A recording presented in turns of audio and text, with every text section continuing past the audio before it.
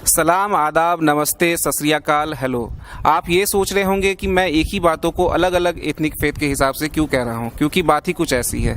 आज अभी हम लोग झारखंड में रांची के से 60 किलोमीटर दूर मैक्लोस्कीगंज में हैं, जिसे लंदन ऑफ ईस्ट भी कहा गया है अंग्रेज़ों के टाइम से। तो जानते हैं कि ऐसी कौन सी खास बात है जो हमें यहाँ तक खींच लाई है। दरअसल बात यह है कि यहाँ पर एक कंपाउंड है जिसके अंदर एक मज़ार, मंदिर, गुरुद्वारा और चर्च।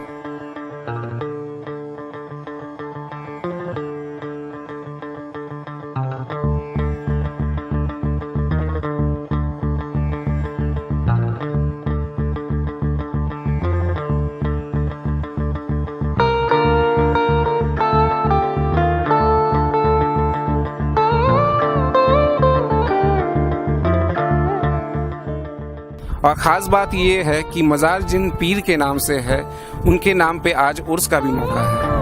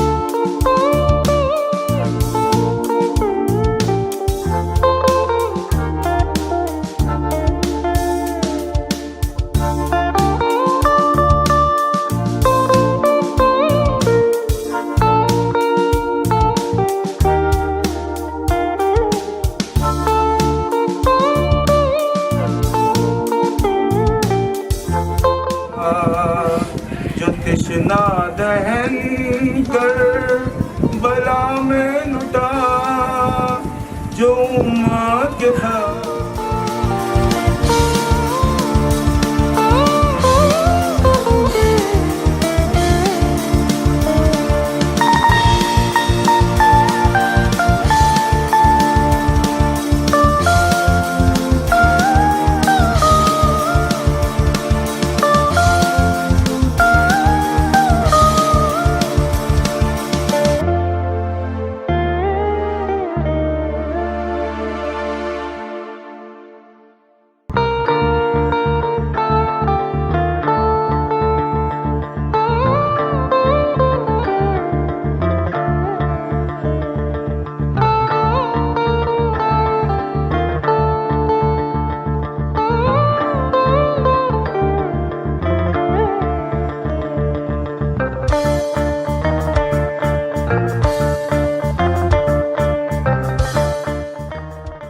आज हम लोग यहाँ बाबा वज़ीर अली शाह के वालिद साहब बाबा हसन रज़ा शाह रहमतुल्लाह अलैह, जिनके मज़ार में इकट्ठा हुए हैं हम लोग।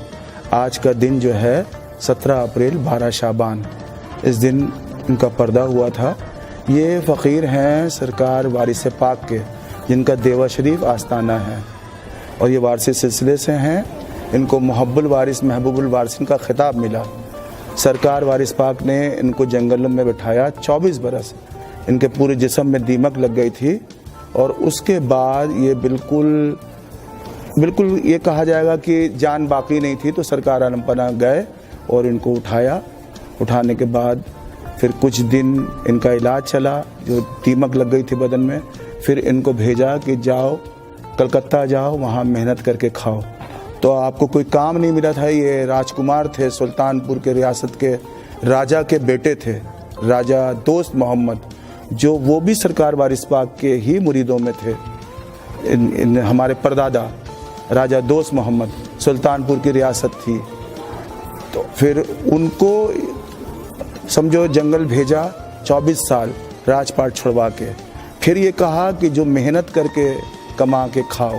तो कोई काम नहीं मिला। काम नहीं मिला तो आप पत्थर तोड़ा करते थे। पत्थर तोड़ते थे। जब शाम को कोई मजदूरी मिलती थी तो कोई गरीब आ जाता था तो उसको उठा के दे दिया करते थे।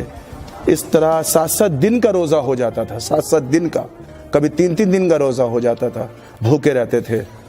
और फिर बाद में इनको ब्रिटिश गवर्नमेंट ने नौकरी दी थी पुलिस की, तो वहाँ फिर इनके करामात ज़ाहिर होने लगे, लोग इनको पहचानने लगे कि ये तो कुछ और चीज़ है। वहाँ ऑफिसर की बेटी छत से गिर के मर गई थी, फिर आपने अपने पीरो मुर्शिद का हवाला दिया, उनका पानी उस लड़की के मुंह पे छीटा और कहा उठ जाओ, वो ज़िंदा हुई। जब जंगल में कभी शमशान घाट में कभी गुजर होता था तो 12-12 मुर्दे जलने के लिए आ गए थे, तो उनसे कहा अरे इनको क्यों जला रही हो, सब जिंदा है। तो एक साथ 12-12 मुर्दे उन्होंने ज़िंदा किए। तो ये खैर मैं मुख्तसर टाइम पे इनके बारे में इतना नहीं बता पाऊँगा। बाकी जो है इनकी किताब है तो परवाना वारिस के नाम से, उनमें दास्तान काफ़ी बातें हैं।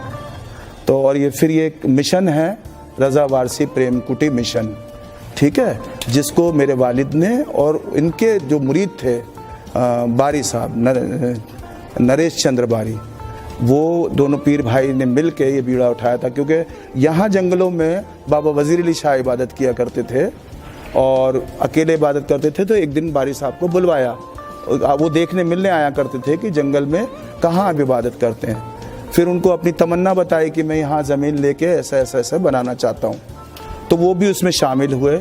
तो कुछ और भी मेंबरान थे, फिर पीछे बंगला बना। अस्सलाम वालेकुम। वालेकुम सलाम। बेटा बात ये है कि मैं वहाँ से पीछे से शुरू करता हूँ, सरकार वारिस पाक से, जो हम सबके गुरु हैं। तो उनका जो मसलक है, उनका जो मिशन है, वो है प्यार का, मोहब्बत का। तो उनके जितने भी चाहने वाले हुए हैं, जितने भी मुरीदान हुए हैं, वो सब धर्म के हैं। ईसाई भी हैं, हिंदू भी हैं, बंगाली भी हैं, सरदार भी हैं, मुसलमान भी हैं, यानी तमाम वर्ल्ड के लोग उनके मुरीद हैं। और सब को लेके और जिसने जिस रूप में उनको देखना चाहा, ईसाई धर्म के लोगों को ईसा मसीह का रूप दिखाया है ना, मुसलमानों को मोहम्मद साहब का रूप दिखाया, दुर्गा माता का रूप दिखाया, काली माता का रूप दिखाया, हर रूप में दर्शन सरकार वारिस पाक ने दिया। इसलिए तमाम लोग उनके चाहने वाले और उनके मुरीदों में हैं। और ये जो मंदिर आप देख रहे हैं, ये मंदिर कृष्ण भगवान का क्यों है, इसकी एक ख़ास बात है, ये ख़ास बात है। यहाँ कोई और मंदिर भी हो सकता था, इसकी एक ख़ास बात है। यहाँ जब सरकार वारिस पाक महाराजा पंचम सिंह उनके मुरीद थे, तो वहाँ के राजाओं ने एतराज़ किया कि क्या नाम है, ये किसी मुस्लिम बाबा के पास जाते हैं। तो बहुत दुखी थे, तो आपने कहा कि चलो हम इनके गांव चलते हैं। तो वहाँ के जब लोगों ने देखा, तो देख के ही लोग आशिक हो जाते थे उनको और कहते थे कि आप हमें कृष्ण रूप दिखाएं। तो उन्होंने एक नहीं अनेक कृष्ण रूप दिखाया, कहीं गैया चला रहे हैं, कहीं मुरली बजा रहे हैं, कहीं माखन खा रहे हैं, जय श्री कृष्ण का नारा लगा। तो रूप तो सबका एक एक बार दिखाया गुरु वारिस ने, इनका जो रूप है वो कई रूपों में रूप दिखा दिया। तो इसलिए जो जिनका मज़ार आपने देखा, मेरे दादा हुजूर होते हैं, वो बाबा हसन रज़ा शाह वारसी रहमतुल्लाह अलैह उनका नाम है। तो इनको कहते थे ये माखन चोर मेरा दोस्त है, मेरे मज़ार के साथ इसका ही मंदिर बनेगा।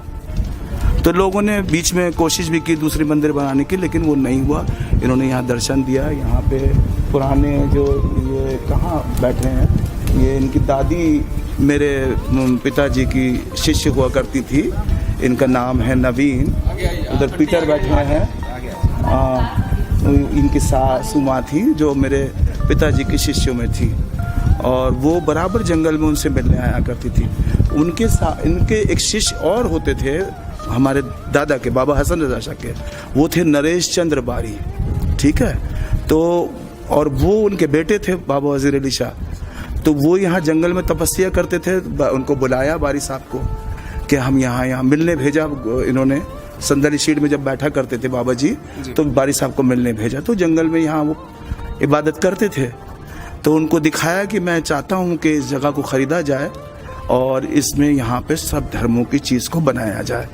तो ये प्लान उन्होंने बाबा वज़ीर अली शाह ने और बारी साहब ने और उनके साथ और लोग भी थे। तो फिर पिताजी ने हमारे बहुत ज़मीनें खरीदी, यहाँ खरीद के कुछ ज़मीनें बारी साहब ने भी खरीदी जो इसमें डोनेट कर दी। तो ये बना रज़ा वारसी प्रेम कुटी मिशन के नाम से। और बहुत प्लान किया कि क्या नहीं यहाँ सब बच्चों का स्कूल वगैरह, फिर इलाज वगैरह यहाँ के गांव वालों के लिए, क्योंकि वो उस वक्त में सारा नक्शा बना हुआ था।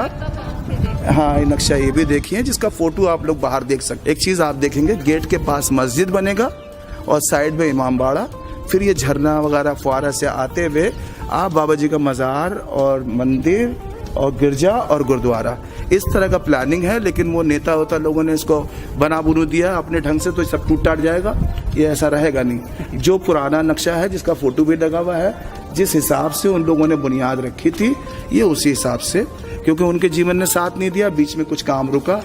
अब मैं उनका बेटा हूँ, चूँकि इसका बीड़ा मैंने उठाया है और इसको आप लोग की दुआ से, आप लोगों की मदद से, बाबा जी की दुआ से इसको काम किया जाएगा। बच्चे सब साथ हैं, तो सभी धर्म के लोग हमारे साथ हैं।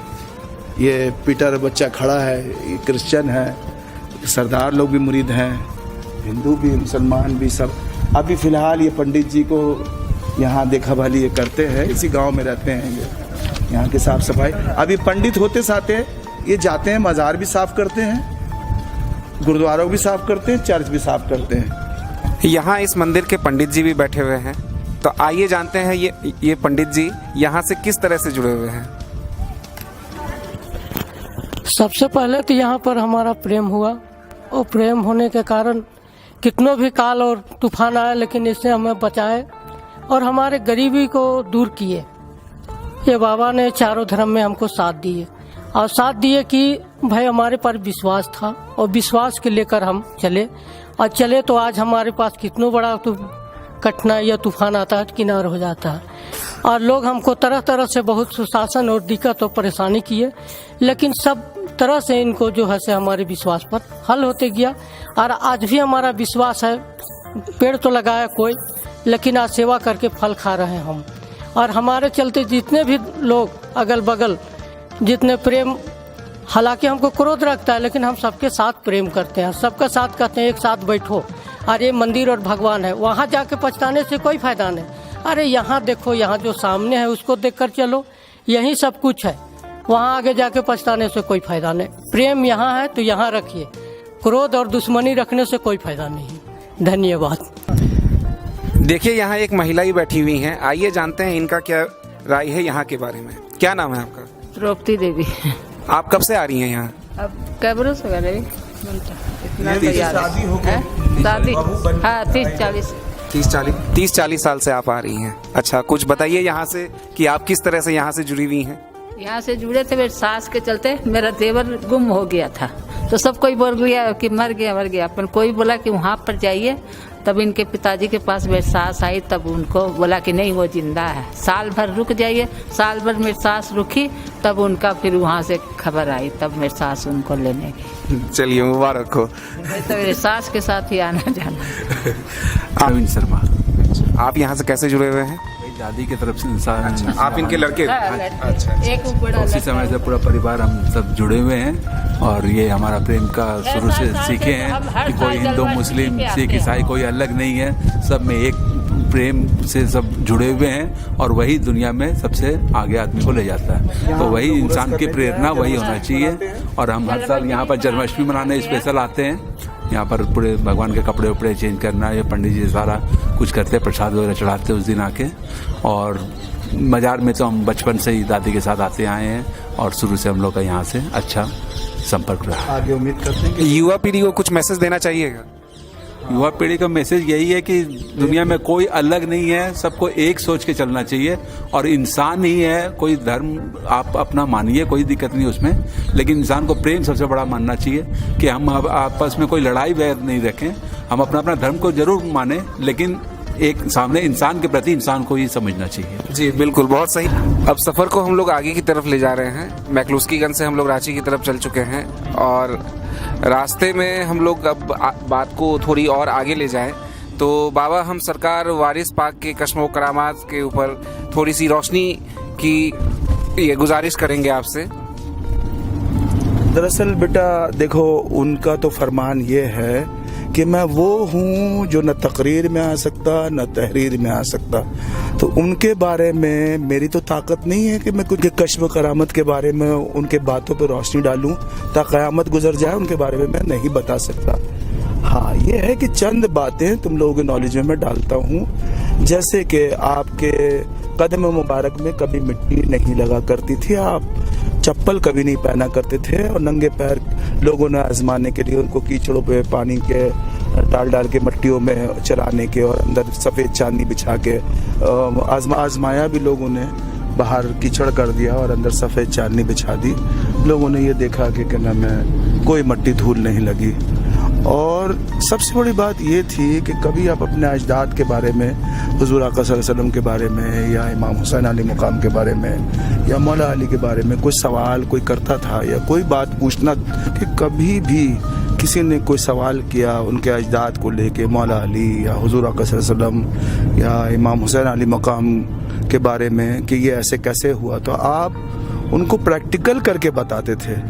कभी जैसे किसी जंग में पट्टा निकल गया बगैर खुले, आपने उसको प्रैक्टिकल करके दिखवाया। एक दरख्त में किसी शख्स को बांध के खिंचवा लिया, वो दरख्त के साथ साथ जो है पट्टा बाहर। तो इस तरह की बहुत बातें। और सबसे जो मेन बात यह है कि आपको, मतलब लोग तो ये कहते हैं कि 7 साल की उम्र में आपने हिफ्ज कर लिया था, लेकिन जब किताब का मुताला करो तो पता ये लगता है कि उनको किसने पढ़ाया। जब उनको 5 साल की उम्र में मदरसे डाला गया, आप इश्क इलाही में बाहर बच्चों से अलग जुदा होकर और अपने कैफ में बैठे रहते थे। तो उन्होंने सोचा, जो मौलाना साहब उनको पढ़ाया करते थे, उनके उस्ताद, कि मैं इनकी दादी जान को क्या जवाब दूंगा, ये इन्होंने क्या पढ़ा नहीं पढ़ा। तो उनको बुलाया कि आपको कुछ पढ़ते नहीं हैं और मैं आपकी दादी जान को क्या जवाब दूंगा। आपने जलाल में कहा कि सुनो, कहाँ से सुनना है। आपने कुरान पूरा सुनाया, जहाँ से सुनना सुनो। तो उस वक्त ये पता लगा कि 7 साल की उम्र में कुरान हिफ्ज कर लिया। एक तो ये सबसे बड़ी बात मुझे ये लगती है। दूसरी बात ये कि आपके आज भी देखो गुंबद का साया नहीं है, आज भी तरह तरह के इत्र उनके चादरों में लगाया जाता है, और सूंघो तो एक ही खुशबू। और उन्होंने एक का कहा कि सुना सुना हमारे यहाँ दुई नहीं है। और आप मतलब औलियाओं के इमाम कहलाते हैं कि इतने औलिया बनाए, जिसमें फेमस जो बहुत ज़्यादा जो फेमस हैं, जैसे शिरनी वाले साईं बाबा उनके मुरीदों में हुए, और बेदम शाह वारसी, ये लोग ज़्यादा मशहूर हैं। और वैसे तो बहुत लोग हैं, बाबा हसन रज़ा शाह वारसी रहमतुल्लाह अलैह, बाबा अगर शाह, रहीम शाह, मतलब मैं गिनती नहीं बता सकता, बहुत है। पूरे वर्ल्ड में चाहने वाले हैं उनके। और एक बात आप हमेशा कहा करते थे कि सुना सुना मेरे पे किसी का एहसान नहीं है, मुझे फ़कीरी मेरी दादी जान से मिली है, यानी कि जनाब बीबी फातिमा सलाम अल्लाह अलैह से, कि फ़कीरी उनका मामला था, वो मुझे मेरी दादी जान से मिला। अली मेरे वारिस है, मैं वारिस है अली हूँ। ये इनकी बात है, चंद बातें। बाकी इतनी मुख्तसर बात में मैं बात बता रहा हूँ। बाकी तो मैंने जैसे बताया कि मैं उनका जिक्र नहीं कर सकता, खुद उनका फरमान है कि न तहरीर में आ सकता न तकरीर में। आप लोग मुताला करें, बहुत सारी किताबें हैं और उसमें काफ़ी बातें हैं कि उन्होंने तोते को हाफिज़ बना दिया, मैना को हाफिज़ बना दिया, एक जो कभी कुरान पढ़ना नहीं जानता था उसको हाफिज़ बना दिया। बहुत सारी ऐसी बातें हैं जो दिमाग से परे हो जाती हैं, इंसान की सोच से अलग हो जाती है, और बिल्कुल अलग मामला नज़र आता है। मुर्दों को जिलाया है ना, मुर्दों को जिलाया, तमाम तरह के लोग उनके मुरीद, हर तरह के लोग, मतलब हर मजहब मिल्लत के लोग उनके मुरीद है। ठीक है बेटा।